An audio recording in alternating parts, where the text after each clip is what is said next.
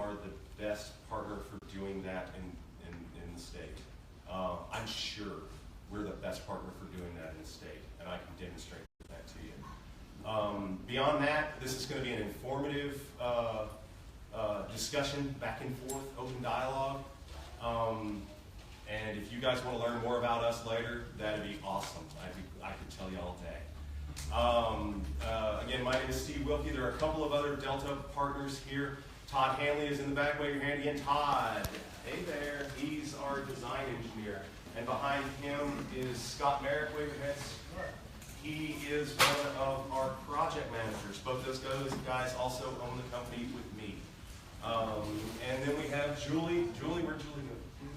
There she is. Then we have Julie Soper, who is working in sales and marketing with us. So she will probably be the first person you talk to if you decide you want me to come to your house and look at it and see if solar is a good idea. So that's us, and I am going to just dive right in. I'm going to cover a lot of material. I have another opportunity. Please feel free to get up and snack while I'm talking or go to the bathroom. I will not be offended if you need to go outside. Anything. Just wander around. Don't mind me. And please say thank you to Rebecca of Stash. It's really, we're really appreciative of this space and this opportunity to speak to the people in Norman.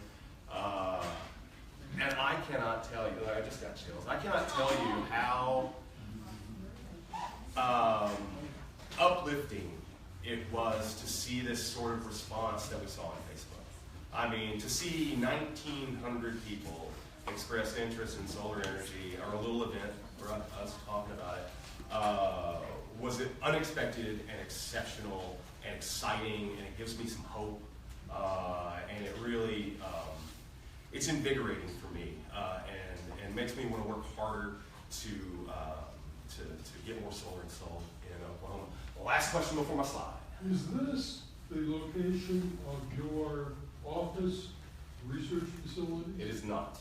We are off of Flood Avenue on, I have a slide that has my address somewhere. Okay. To people. All right, I'm going to get rolling.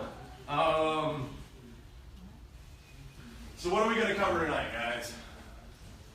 Lots of P's. Primary applications. Ways to put solar energy to work for you. The process, what it takes to go solar, from initial site survey to making electricity. Parts, what are the components associated with a solar system? There's a monocrystalline solar module over here. Here's a polycrystalline solar module. We've got so much to talk about. And then perception. This is one that's interesting and kind of unique to this emerging market.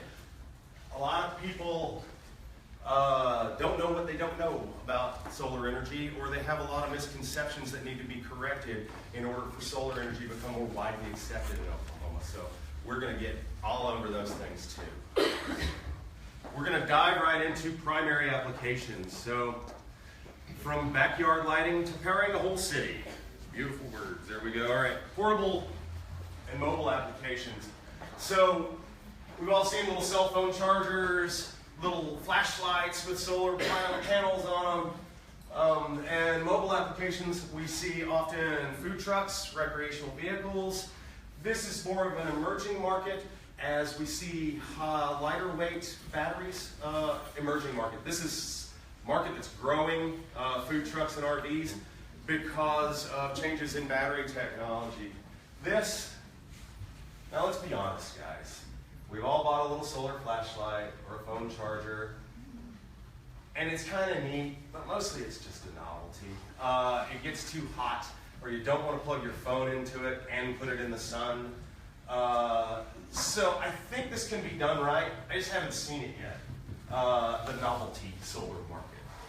So, I mean, solar's great for a lot of things. It's not great for everything. Let's just be real. Applications, living off grid. We talked about, what does living off grid mean? It means remote from the utility, completely disconnected, no wires coming to your house from the power company. So when you're living off grid, you are reliant on some pretty complex. Please come on in and have a seat. Where is it? And I didn't mean to put you on the spot. I forgot that you did. So, the thing about living off grid compared to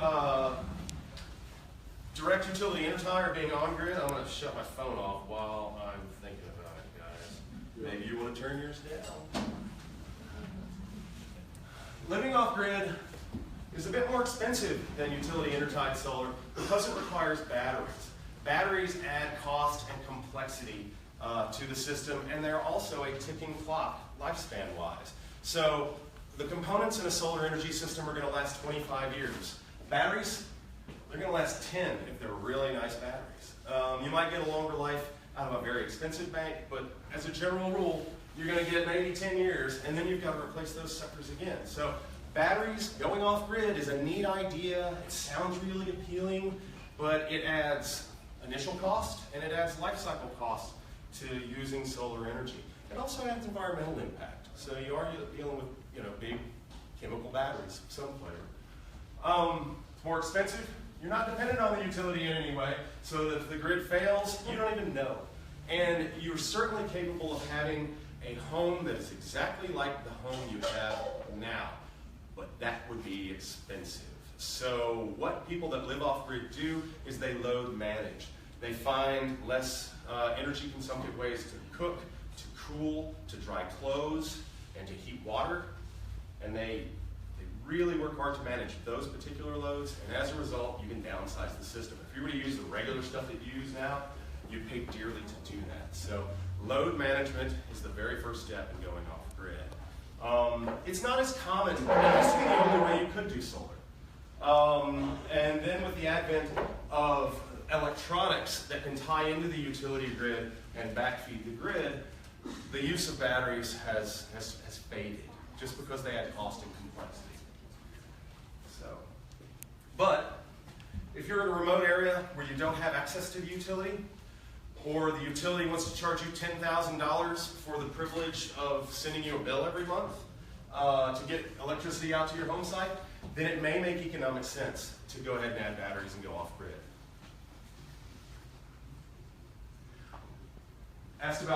Someone asked about water pumping.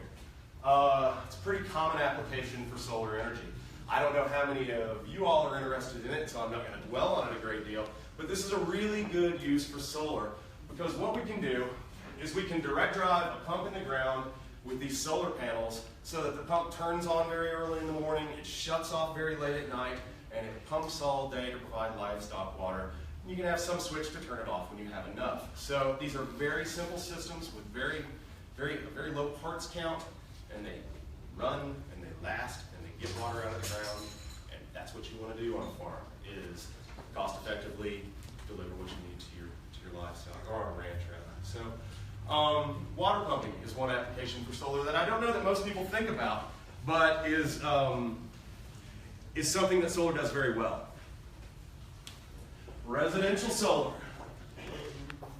I think this is what most people are here for, is to talk about putting solar panels on their house, or behind their house, or in front of their house, next to. So when we look at residential solar, mostly what we're talking about is what's called grid intertie, or grid-tied solar. So what that means is your system is tied to the grid, or to the utility, or your home is tied to the utility. When you're making electricity with your solar system, first it's feeding your home, and if it's not enough, then you're buying the rest that you need from the utility. If it's making more than you're using, it's backfeeding the utility, and you're accumulating credits with the utility. The relationship is called net metering. So, middle of the day, nobody's home at the house, the solar array is just cranking it out, and the loads are low. You're backfeeding the utility grid and accumulating with credits with them, so that when you get home in the evening and start cooking dinner and the water heater turns on, you can use those credits. At the end of the month, the excess generation is granted to the utility. So in Oklahoma, we have what's called month-to-month net billing. And that's what most systems do. Most residential solar systems are net metered and tied to the grid. You've got a number of different mounting options. We can put them on your roof. We can build a shade structure over your car. We can build a shade pergola in your backyard. We can build a glow rack in your backyard. There are a number of different options. We can face them south, we can face them west, we can turn them slightly east, but we really don't like to as much. But just because you don't have wide open south-facing roof doesn't mean you can't use solar. There are opportunities for you. You just got to have somebody who does this come take a look at your site. That's me. These systems, like we talked about batteries in our introductory discussions that were a lot of fun. These systems don't typically have batteries because they add cost and complexity. So they are batteryless, which also means when the grid goes down, fees go down. So when the utility shuts down, your solar system shuts down as well. And the reason is, if this were to continue to make electricity while the grid is down, then it's improbable that it could energize the lines around the house and create an electrical hazard for line repair people. So in order to adhere to there's a UL standard, Underwriters Laboratory standard, that governs the need and the ability to disconnect from the grid as soon as the grid fails in order to ensure line worker safety. So that's why it does it. If you add batteries, then what it does is it disconnects itself from the grid but stays on. Without batteries, it disconnects itself from the grid and then can no longer operate because it requires the grid to operate. You want to ask a question? Yes. So you could have a battery in case of emergency. Absolutely. I'm going to show you. Got a slide. Or you could possibly shut yourself off from the grid even though you don't have batteries because you want to utilize immediately what you're generating. No, the system needs to see the grid for voltage stabilization. It has to have a grid signal in order to wake itself up and then start delivering energy. So without that grid signal, for safety reasons, it's not doing it. And it's got to have a place for all that energy to go. Once it started generating, if it didn't have a sufficient load, what was it going to do? So it can be done with batteries, but typically not without. And let's see. Oh, I already switched slides. Small commercial and community scale solar is kind of the big brother of residential scale solar. It can still be rooftop. It can still be, this is one that we built for Public Service Oklahoma, a service center of theirs down in Chickasha, for example. It can still be rooftop or ground, shade structures over parking lots, any number of mounting structures are available. But it is typically installed behind the meter, on the user side of the meter to reduce costs. It's very similar to residential, or technology-wise, it's the same as residential solar. That's the same equipment, same electronics, same panels. Economically, it has a little bit better performance because it's a business expense you can depreciate. So the tax advantages of a commercial system are a little bit better. And that's what I mentioned here in eligible for 5 years maker's depreciation. So it just makes it a little more attractive as a business investment because you can depreciate the equipment very quickly.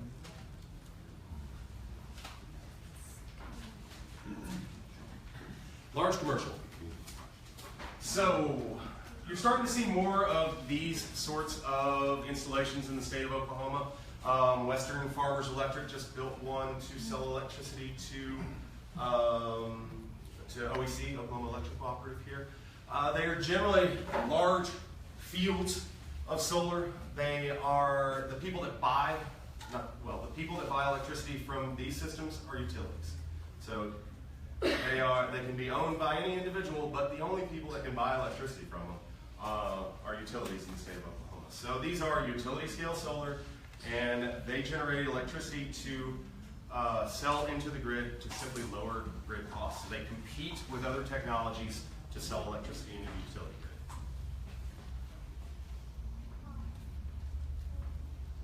So those are the kind of what I think are some of the basic applications. There are others, but I feel like those represent a pretty good overview of where we typically see solar. The next set of slides addresses the process of going solar.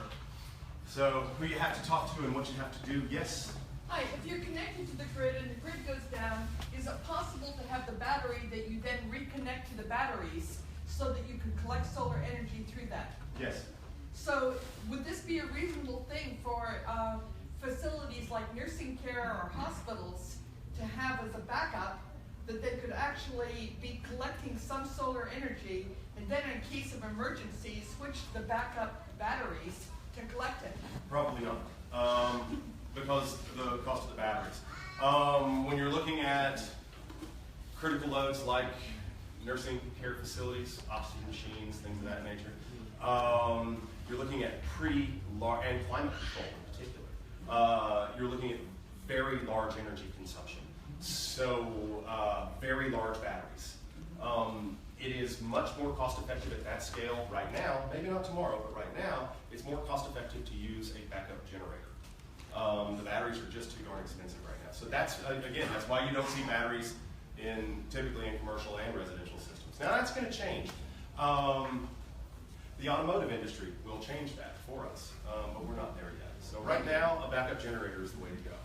So I'm going to, after I'm done with these next two groups of slides, the process and the parts and the perceptions, I will circle back to each one of these little segments so that we can address any questions that you guys have about each and every one of them. Before you move into that Yep. area, Yep. you said commercial and residential. Mm-hmm. What about the nonprofits? That I would call small commercial or community scale. So the previous slide, Is right the here. credit available for commercial also available for nonprofit? Nope, it's not. Unfortunately, it is not. So it's a federal tax credit, right? So it's a federal tax credit. If you don't have tax liability, then you can't take advantage of a tax benefit. But, so what would happen in another state is you'd have what's called a tax equity partner. So some business would invest with you on this system. You'd own part of it, they'd own part of it. They'd capture the tax credit, pass some to you. After the depreciation was done in 5 years, they'd flip the project to you. You'd buy it from them at market value, and you would have been able to capture some of the tax benefits, and so would your tax equity partner. So that's how it works everywhere else. So you can't do like TIF funds, TIF projects, you can't sell them. You cannot. Nope, it's against the law. So that's how it works everywhere else, and that's what we're trying to get changed in Oklahoma. So, not politics, policy. Okay, process of going solar. Before I get too far into the process, well, actually, let me rephrase that. The very first step for many people in the process is to take a look at the cash flow associated with solar. I appreciate my ecologically minded customers. I love them and value them very much. But a lot of my customers care about a different kind of green. Let's just be perfectly frank. So I'm not going to go through all these. You can see these numbers. You can compare them with other investments you might make. Solar is a low risk, moderate yield investment, I think is about what I would refer to it as. I think all these prices are still pretty current. Yeah, we haven't gotten the prices yet. Typical payback is 8 to 12 years. It depends on how much you pay for electricity, obviously how much you pay for the system. But we see a little quicker cash flow, a little quicker payback on OEC than we do on OG&E, for example, because their electricity is a little bit more expensive. So, and that's what's going to drive cash flow. As your electric prices go up, solar will become more and more attractive. But right now, what we see is about an 8 to 12 year payoff and something 8 to 11%. 8 to 15% internal rate of return. That rate of return gets better as we can capture for commercial applications where we can capture tax credits and stuff like that. Okay, the other thing we think about before we even begin to invest in solar is, are there state or federal incentives for installing this kind of technology? The answer is you betcha, for about another 2 years or so. So there's a 30% federal tax credit available that is, so 30% of your total system's cost whether it's water pumping, off-grid, on-grid, or feeding back to the utility, 30% of your total systems cost, labor, equipment, everything, comes right off your federal tax liability. It's not a deduction, it's a credit. So it's a dollar for dollar credit on your federal tax liability. That starts to sunset, starts to diminish in value from 30 to 22% at the end of next year, I believe. And then it goes down to 18%, and then 10%, and then it goes away. So pretty soon is probably a good time to consider installing solar at your house if that's something you want to do, so that you can capture the full 30%. Not politics, policy. Is this policy at risk right now at the federal level? Probably not, because it has a sunset. Things may not be particularly friendly to renewable energy right now in some sectors, but this credit seems relatively safe because it already has an exit. It's already going to go away. Why expend any political capital trying to kill it? So we feel pretty confident this is going to sunset on schedule or be renewed, but it's not going to get killed. So people ask me about policy stability, and that's kind of how I would talk about that. Yeah, it didn't stop the Oklahoma legislators from killing the wind. Yeah, well, that is a big discussion. Okay, process. How long does it take? Who do I talk to? What do I do? Site assessment, contracting, and final design. From the time you call me and say, Steve, I'd like you to come out and take a look at my house and see if we can go solar. Typically, we can get through this process. If you're ready to go, we are. We can get through this process in a couple of weeks. So we call it 10 business days or so. And that is sizing a system, projecting the economic performance, and if you guys agree that this is something you want to do, then coming out to the house and doing a detailed design so that we can begin the next steps. So we can do that very quickly, for 10 business days, right out of the gate. The next step, permitting, interconnection, procurement, and installation. Real quick, the installation part of all those words, that's the last 2 weeks of those 45 days. The first 4 weeks, that's all the rest of that stuff. In particular, it is the interconnection relationship with utility. It varies from utility to utility in the state of Oklahoma. Each one's different. Some are sensitive, some are less so. But most of them are pretty cooperative, I think, is the best way of putting that. But we want to give 30 days for the interconnection process for utilities that may not be familiar with their own interconnection process to navigate it themselves.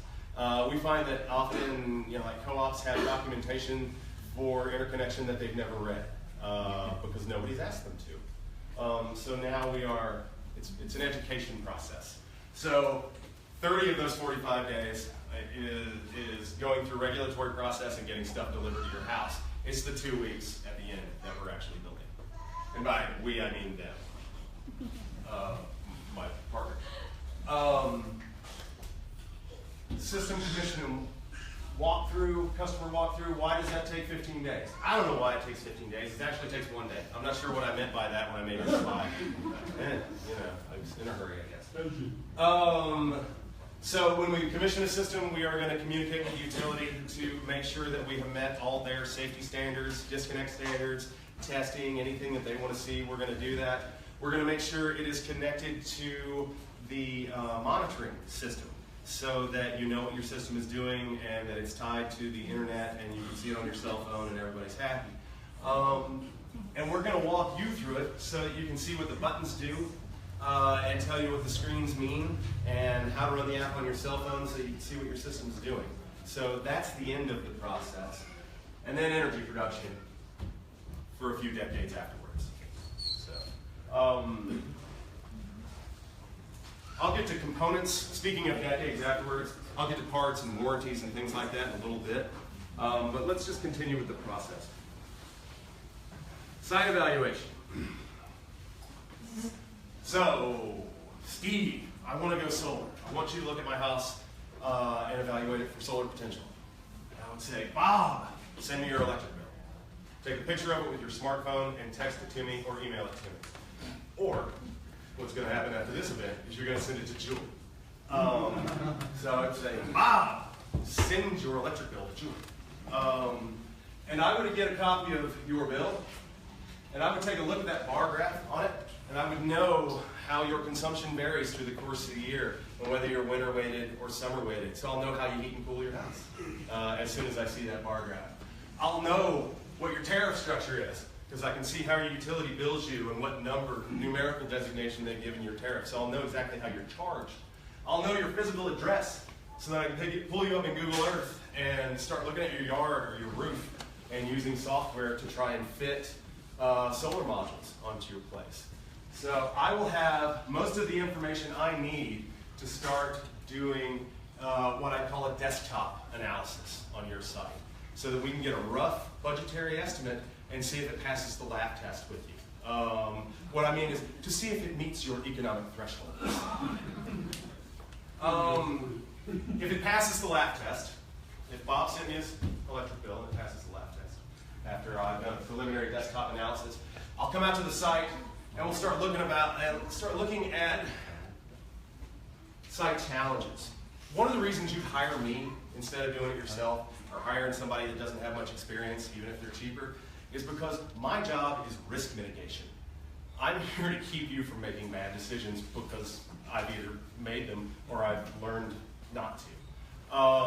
So one of the ways we do that is shade analysis. I will come out to your house if you decide you want a full-blown site evaluation, and I'll bring out a shade analysis computer that has a fisheye lens that takes a picture of the sky, just like this. It's got a GPS built into it, so it knows where it is, so it knows where the sun is and where it will be through the course of the year. And what it'll do is all that green around the edges, those are trees that are in the path of where I want to put a solar array. Where that green crosses into those blue lines represent the months of the year. And as the sun rises and lowers on the horizon. So that's what those blue lines are. The black lines, that's the time of day. So that tells me what hours of the day that I'm going to see shade on my array. So I can take all this and plug it into a piece of software that gives me a percentage of shade for the month that I can then apply to your output estimates and modify it to include shade analysis. You'd be surprised how often this little piece is overlooked. And it's pretty imperative that you keep your solar array in full sun during the middle portion of the day so that it's doing what it's supposed to do. So shade analysis is one of the services we provide. It's not necessary in every case. I can walk up to some sites and go, okay, it's a wide open field, we got this. But in some cases, we need to do a detailed shade analysis to make sure that the decisions we're making make sense. Another thing is we've put panels where I probably wouldn't, had I not had this computer, I probably wouldn't have done it. I'm like, no way, there's no way it's too shady here, no way. And I get my device out and I'm like, okay, well, from 10 to 2, we got this. So that's the important time. And we can then give that information to the customer and let them make an informed decision. So this is part of making an informed decision. Another thing we will do is look at your service panel, your electrical service, because that's going to be a big driver of design downstream. What electronics we're going to use, whether or not we're going to have to add additional service, or we can take advantage of what's here. So we're going to take a good look at what you've got and see if we can make it work before we start adding cost to try and add service so that we can add solar. So that is only the beginning. Question, on the picture you just showed, the part that's khaki colored, is that like partial shade? Which part? Oh. No, I think that's just an effect of being around the trees. It's like clouds. Yeah. Oh, this is clouds. Yeah, that's clouds. Okay, thank you. Yep, sure. That's the secret stuff. Yeah, that's what flows into the panels. So the next step, design, permitting, and interconnection. So once we have taken a look at your roof or where we want to mount these things. We know how far away it's going to be, so we know how big a wire we need to use. We know, we've looked at your service panel, so we know what we need in terms of breakers. Then we can give all that information to the guy back there, Todd, and he can come up with a detailed design for your project. Okay, I do a lot of it, not just Todd. But, so design aspects include the number of panels you might need for your load, but also the number of panels that are a good match for the electronics that we want to use, or the electronics that might be a good match for your service panel. So there's a lot of optimization and a lot of ways where you can make a more cost-effective system that delivers better value for the client without adding cost. And that's what we do in the design process, is to try and squeeze the most value out of the system that we can. So as we proceed through the design process, we'll submit things like a one-line diagram right here, or site drawings right here, either to the customer or for construction reasons to subcontractors, or as part of the interconnection process. For example, this drawing goes to your utility, and it means stuff to them, for real. It does. They know what all these symbols mean, and it's a requirement of your interconnection agreement. So the design process is something that we do in order to try and optimize the system and take out cost. I don't want to sales pitch myself. We put a lot of time into that process, probably more than you might find from other installers. Interconnection. If you're on OG&E, it's pretty straightforward. They have relatively narrow rules, of what you can do as far as solar, but their process is known and cut and dried and doesn't have ambiguity or gray area. So OG&E is fine, OEC is fine, People's Electric is fine, other utilities, fine-ish, impossible. Impossible. Horrible. Edmund is the worst in the state. I say that without reservation. We need to work on that one. So. OEC actually works with you guys on this? They're great. They're great. They have limitations on size, and they're inflexible about those limitations, but otherwise they are wonderful to work with. What about Canadian Valley? They're good. We got one system installed in Canadian Valley. They were a little slow to find. So interconnection is one of those. It's an education process for the customer. It's often an education process for the utility. It's just an education process, but it's something that we navigate on your behalf. You just have to sign stuff. So, if you want to do it yourself, there's a lot of learning involved. Let me put it that way. Construction. This is that fun 2 weeks or so on your job site. All right, this one took a little longer than 2 weeks. This is the largest residential solar system in the state of Oklahoma. It's rated at 40 kilowatts for one house.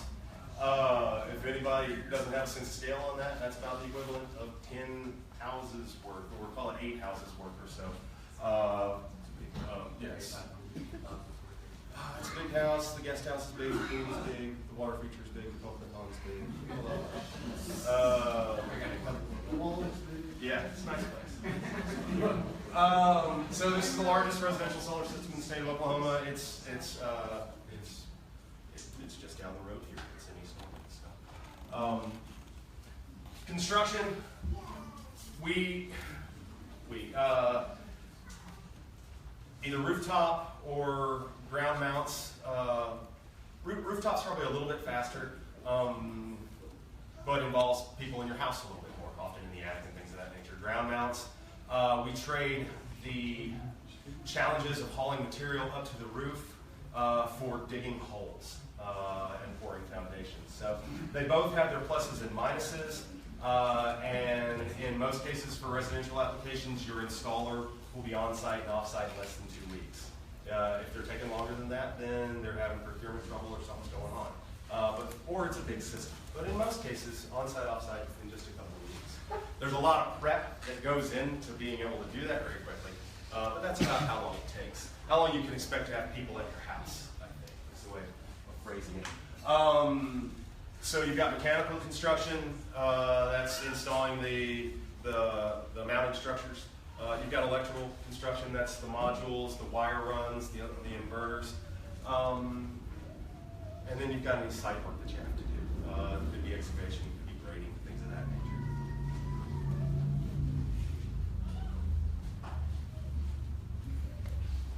Did I spell that right? Oh, so C-O-M-M? Okay. Commission and operation. Oh, I want to show you guys something. You don't see any wires anywhere on that solar array. Not one. That's on purpose. They're all contained in that tray that runs up the middle of the array. I don't have wire management listed as a separate component, and I feel dumb for not having done that because it's such an important part of how long your system will live. It is really important. I know it sounds silly to think that that tray along the middle of that solar array is a very, very important component, but it is, because if wires are poorly handled and they're dangling or they're not appropriately secured or protected from children or weather or UV, then those are going to fail. And this is expected to stand and do its job for 30 plus years, and you're not going to touch it. So an exposed wire is not going to last 30 plus years. But when we capture them in these trays that we have manufactured just for our racking, we know they're safe.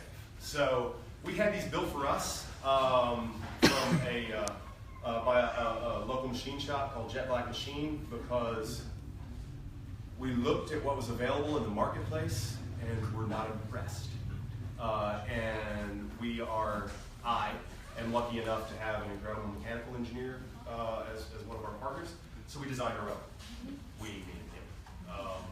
So we created our own wire management system because we weren't satisfied with what we found in the marketplace. And I invite you, it's an important part. You should look at how installers handle this issue. I think it's a tell on the quality of work that they do and the longevity of their systems. Which means you have an incredible warranty, right? We do. We do. The panels have a 25-year warranty. The racking has a 10-year warranty, and we offer a 5-year on our workmanship, which is as long as anybody else, or longer than anyone else. Sir? You're saying you don't have to touch them for 25 years. How does all the blowing dust? Oh, you should hose them off, but you don't have to. Yeah, and bird good too. You should hose them off. So somewheres there, you have underground wires going over to your structure, your electricity. Exactly right. Yes, we don't put them overhead; they are underground. Okay. So that's the process, and I'd be glad to address more questions. I'll have a big opportunity as we move through just a couple of more sections. The parts, I love the technology. This is one of my favorite parts. This is fun stuff to play with, to be frank. So there are 4 major components. So solar modules, mounting structures, electronics, they're called inverters, and then monitoring system. So I'm just going to run through those real quick and try and give you a brief overview of each one of those.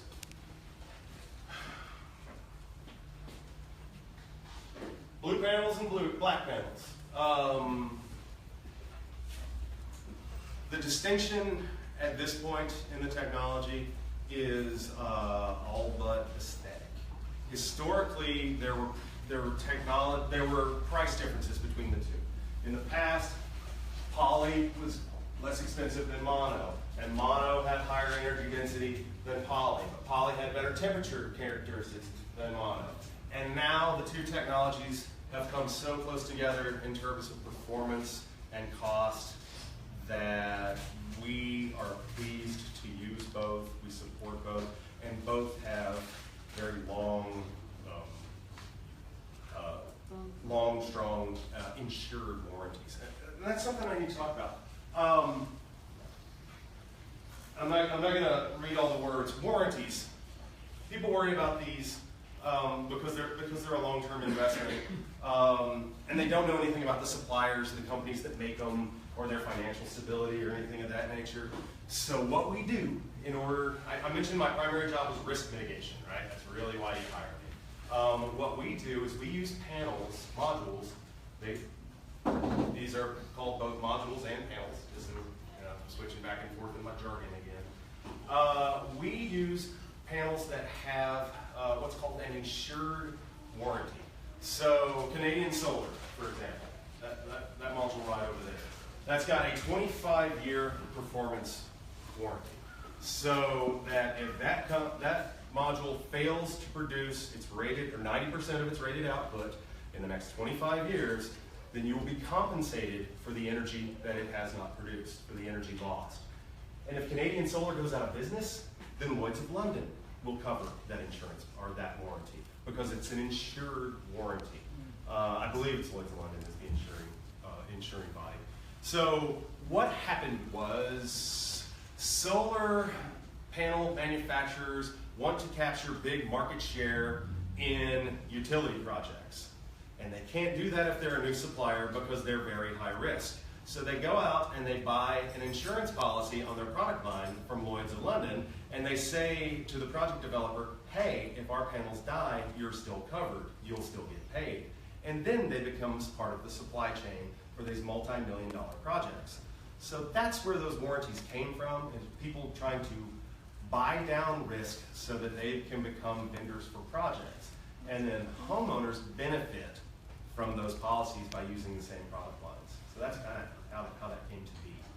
So they are insured warranties, and we think that's really cool because it is a big degree of risk mitigation on a big investment. Solar panels. Support structures.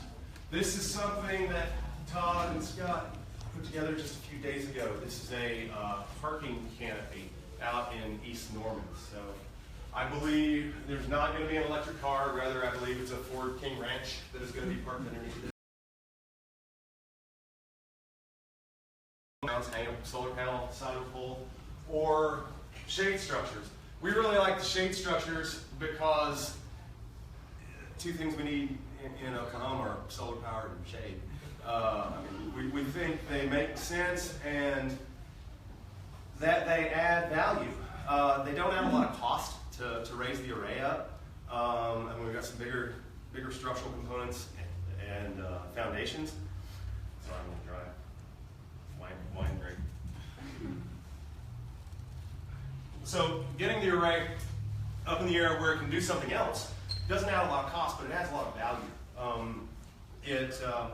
It creates valuable outdoor living space, parking space that otherwise you wouldn't have. So I like to call it the only backyard pergola with positive cash flow. Does any light get to either of the two panels? It's funny, we did another one. So with this particular module, the answer is no. It's not even a little bit opaque. It is just, nothing is passing through. But we did another one in Purcell with, it has a white back sheet behind black cells, and there's some gaps between the cells, and it has a grid pattern that shines down underneath. So it depends on the panel, on the module, and what color the back sheet is, and whether the back sheet is translucent. The back sheet is a piece of plastic that they slap on the back of the cells in order to protect them on the side that's not generating electricity. So it depends on what back sheet you use. Does a darker back sheet help it generate more electricity? Not at all. It actually heats it up a little. Okay. And hot panels make less.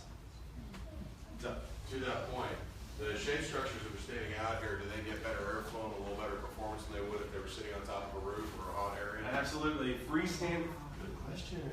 Freestanding structures actually have a little bit better performance because they stay cooler.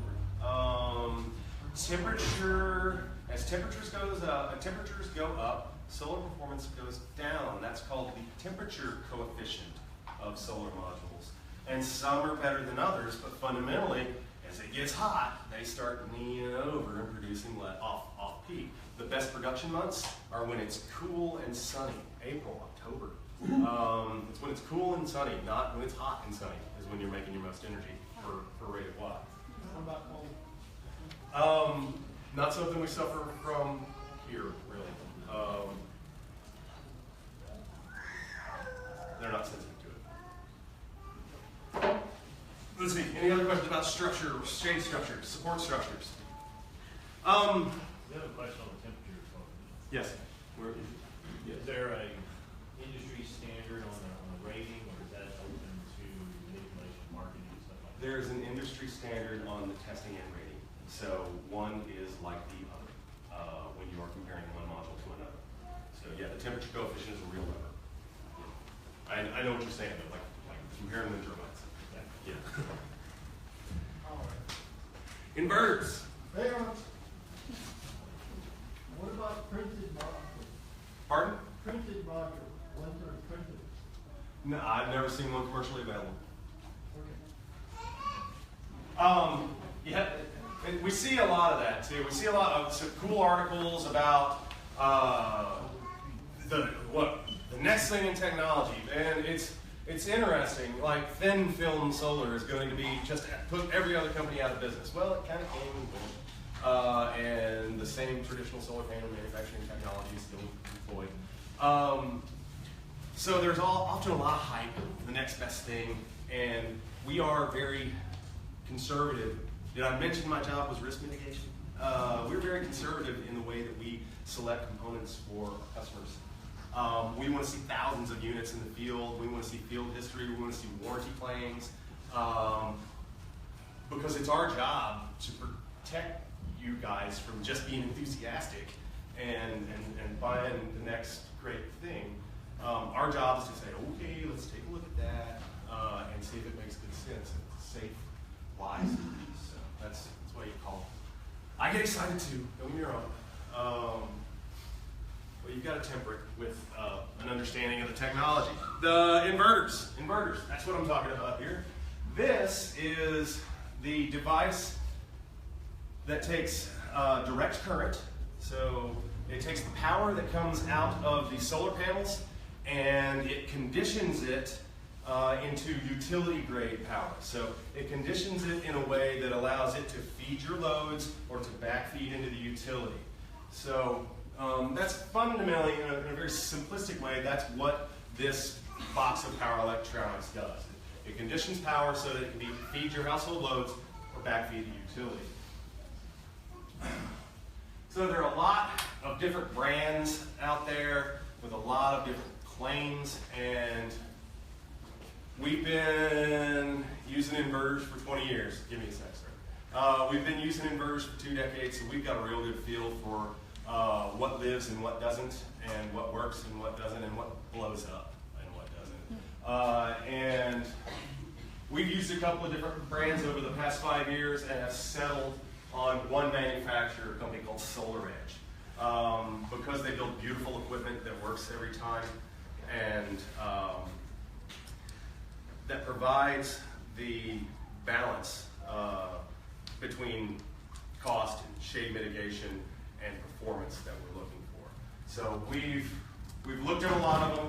We know inverters probably better than anyone else you'll meet, and certainly in Norman, I can tell you that. And we've settled on SolarEdge because they provide the best performance and the lowest risk for our clients.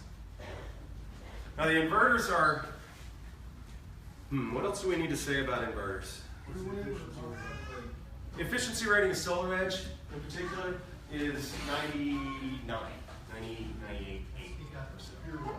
The efficiency rating, the question was what is the efficiency of the SolarEdge inverters?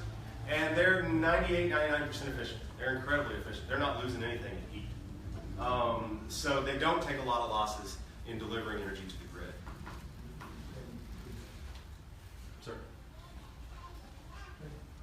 What kind of warranties are we talking with this equipment? This particular device has a 12-year warranty. You can buy another 12 years if you want. It costs about the same as a new inverter.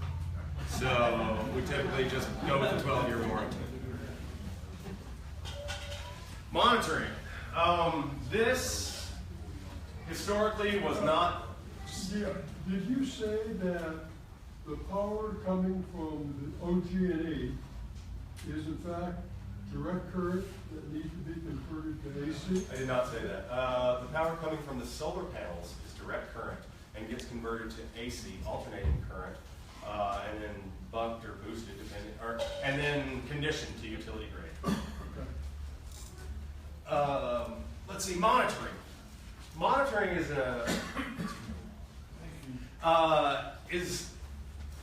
historically wasn't a big part of these systems. You just kind of waited till the end of the month to see what they were doing by looking at your bill.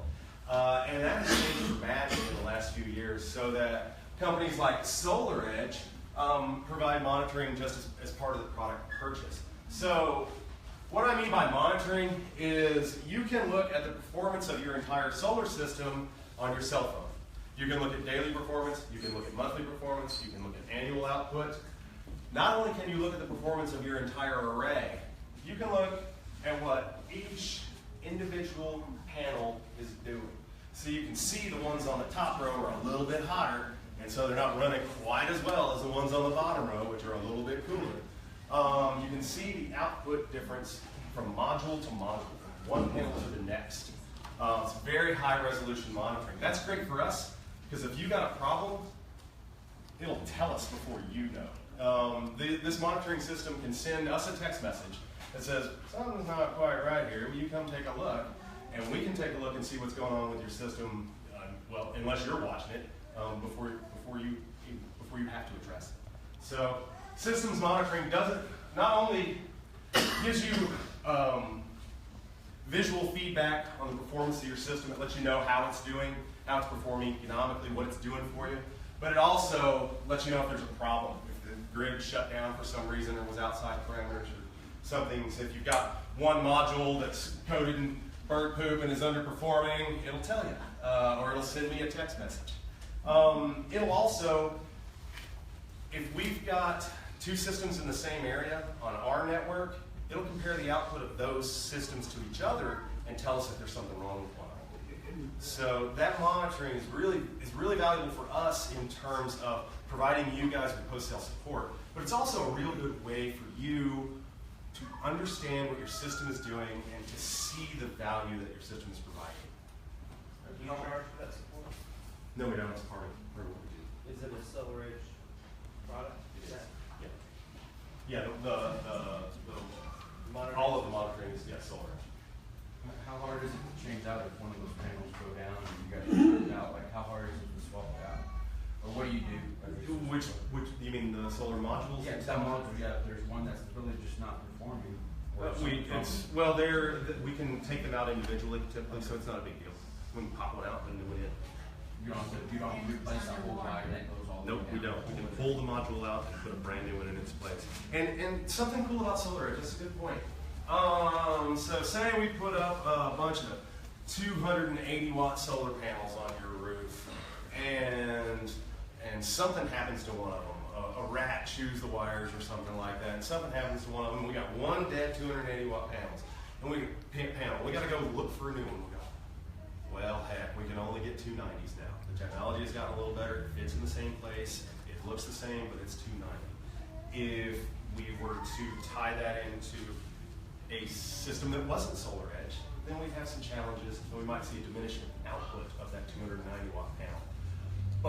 But with SolarEdge, we can use mismatched panels and still be just fine. I can put a 300 watt in there and 280s on the rest of them, and everything be just fine. That's not the case when you're looking at other manufacturers.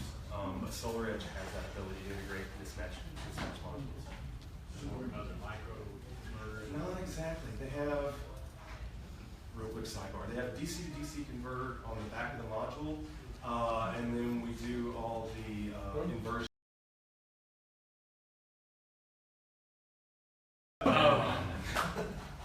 The folks in the back are having trouble hearing me, and I want to make sure that they can. The next piece of technology, it's not typically, we've had a lot of talk about batteries already. It's not typically part of a grid-tied solar system, but it's something that I want to address because there's so much interest right now, and because of the Powerwall and all the discussion that's going on around the Tesla Powerwall products. So, batteries are absolutely necessary for off-grid applications.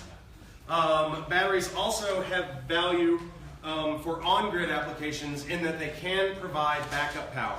Maybe not as much backup power as a big fossil fuel generator, but they can certainly provide backup power to preserve your food and things like that. Computers, keep those things alive and running. One thing that people don't consider much, because the economics don't make a lot of sense in Oklahoma right now, but in places like Hawaii, where you have very high on-peak electricity rates, you can generate electricity and store it in a battery, and then during those peak times, take it out of the battery and use it in the house. So it's what's called peak shifting. It lets you store solar energy for use when regular energy is really expensive. It doesn't make a lot of economic sense right now in Oklahoma because the price of electricity is relatively low compared to the price of batteries, but we're getting there. As batteries drop and utility costs increase. So the Tesla Powerwall. There's a lot of interest in it. There's a lot of hype associated with it. There's no availability. You can't get one. The specifications are constantly changing. We don't know what's actually in them. And there's a lot of hype and no real product. We see them in Australia on the streets because we look at other markets to see what might come to our shores downstream. So the Powerwall's available there. We see them for select dealers in California and Hawaii. Those are the only states you can buy them. And we tried. Because we wanted to see what was in it. What we have done is we have partnered with LG. You guys are familiar with the company LG? So LG Chem is their chemical manufacturing division, and they have made a huge push into the lithium-ion sector. They want to own the electric car market. And part of that push is developing this LG Chem Red 10 lithium-ion product line. So we are the only LG certified installer in the state. We're the only ones that install the LG Chem Resu battery bank. They're expensive. Call it a $10,000 option for your solar system. Can't tell you. But they're neat, and they can, for their size, they can really slam out a whole lot of power at once. So if somebody wants battery backup, it's a $10,000 option. Let's just be clear on that. But it's certainly something we can provide. That's going to go down.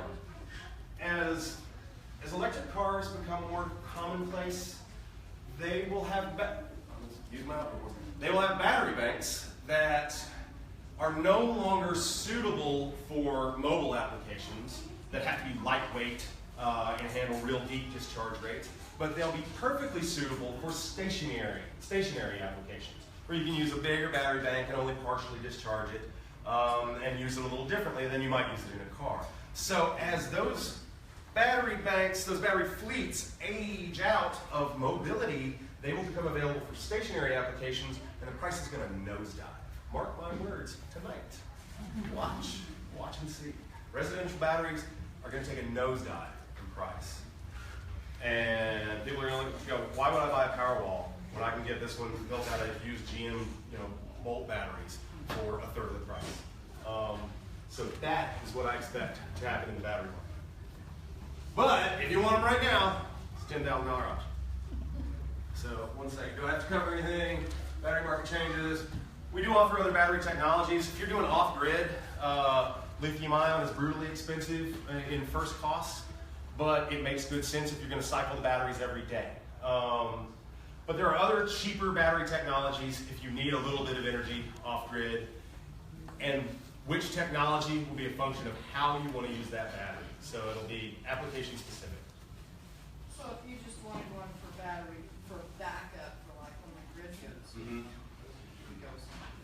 Well, no. I'd probably. There's not. You can do it a little bit cheaper by using, say, lead acid batteries and an AC cut. Well, I don't want to get too far off from the woods. How do I explain this? It can be done less expensively, but the life cycle will be significantly shorter. That's where I was going. So you can do it with what's called lead acid batteries, kind of more traditional. But those are going to have, instead of a 10-year life cycle, they're going to have a 3 to 4 year life cycle. The battery, it's 10 kilowatt hours. So my house uses about 20 a day. Has they made any progress on graphene battery? Could you repeat? Have they made any progress on graphene battery? Not that I'm aware of. No commercial availability. Okay, the next section. This is one that's likely to get me riled up. There are a lot of misconceptions in Oklahoma. A lot, and they're driven by a number of different reasons, but a lot of people don't have a clear understanding, or they have a dated understanding of what this technology can do, what the economics look like, and just what really happens when you install a solar electric system. So I'm going to correct some of those misconceptions right now.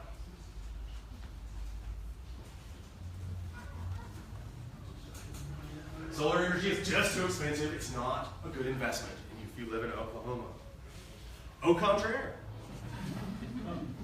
In reality, you can see internal rates of return. That's the economic returns that you can see on investment between 8 and 15%. It is better than many investments that you can make in the market and significantly lower risk. What it doesn't have is as quick of an exit as you might find in other investments. But it makes up for it in lower risk. The reality is, in Oklahoma, solar is a good investment. So is it 8 to 15 per year? 8 to 15% internal rate of return. Please repeat the question so that the people in the back can hear what it was. Okay.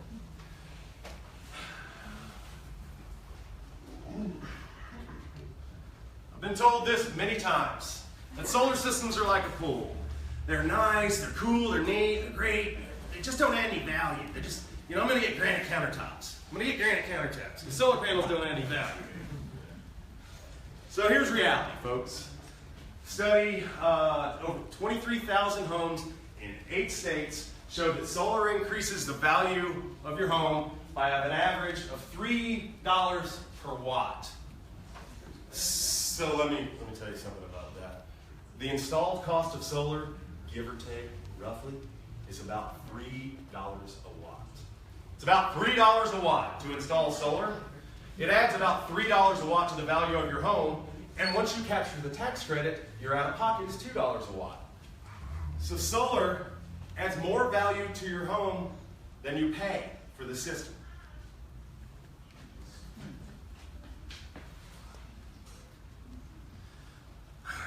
Policy, not politics. Policy. Solar energy can't compete without huge subsidies.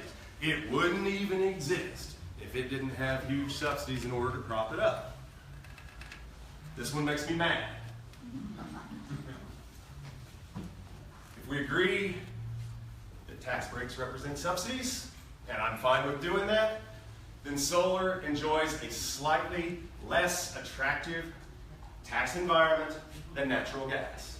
So if we agree that tax credits, or if tax breaks equal subsidies, then other energy sources are significantly more subsidized than solar. Tax break is all that's available. Let's be crystal clear on that too. It's a tax break. There aren't other subsidies for solar energy. So if folks insist that solar energy can't compete without subsidies, it's simply not true. And the math demonstrates that it's not true.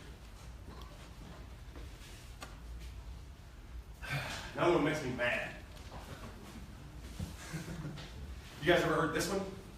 Oh, yeah. Anybody? Ever heard that a solar panel will never produce more energy than it takes to make it? It's a fraud. I've had people come into my booth at trade shows to tell me that. Were they in the oil industry? No, their parents were. EPT is the 3-letter acronym that we use to describe this effect, energy payback time. The assertion that a solar panel will never make more energy than it produces in its lifetime is absurd. It is laughably absurd. Same thing with wind turbines. So a solar panel is what, 2 to 3 years? In case anybody ever says that about a utility scale wind turbine, it's 1 month.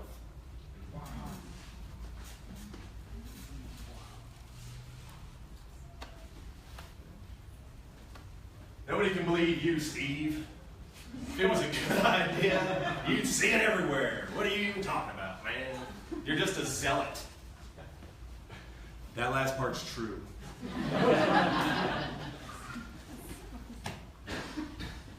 So we talked about this a little bit.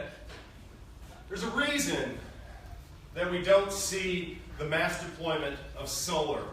It's not cost, it's not technology, it's policy. Not politics, policy. So one of the biggest drivers, there's a reason Solar City is a huge company. It's because there's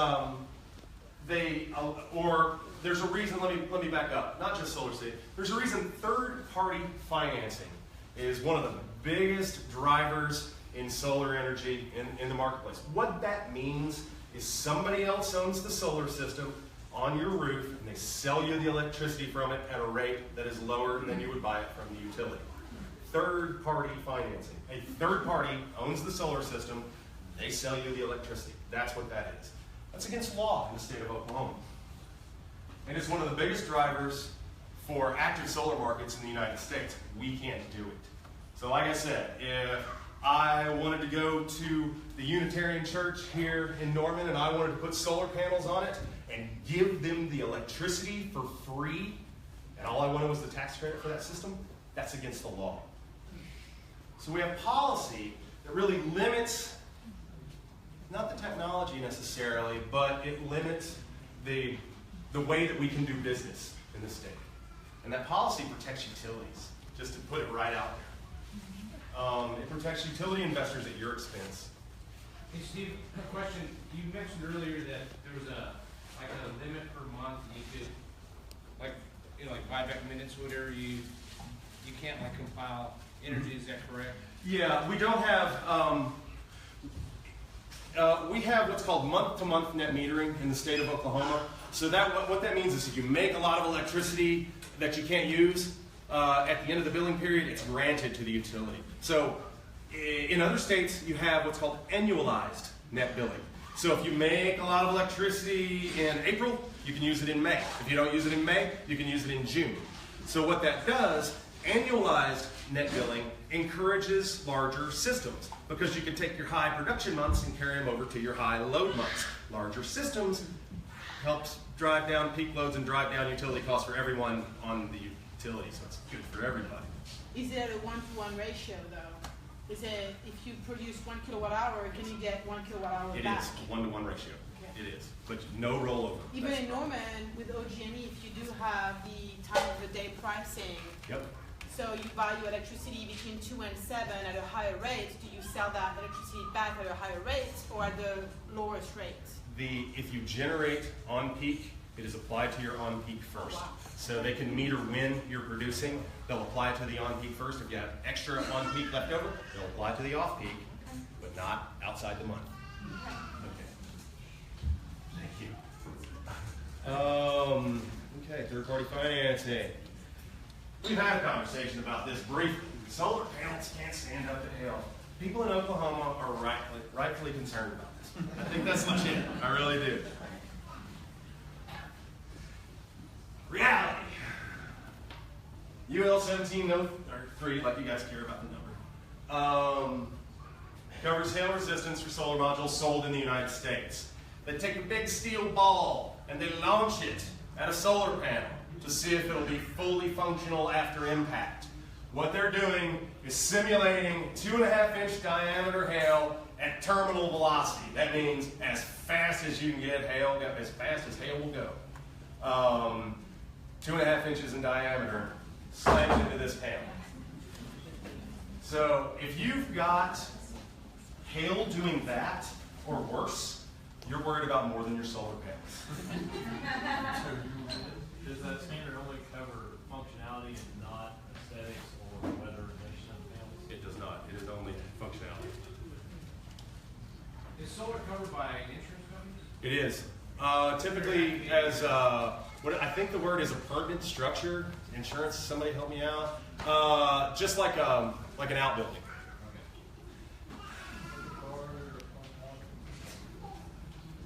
Y'all remember this one a couple years ago? Mm-hmm. Do you remember all the press that the sun tax got? Of how OG&E wants to tax your ability to use the sun? That's true. They do. Tax isn't quite the right word. What OG&E and Public Service Oklahoma tried to do is implement a tariff that was specific to people that installed solar. So you no longer had the same relationship with them that you have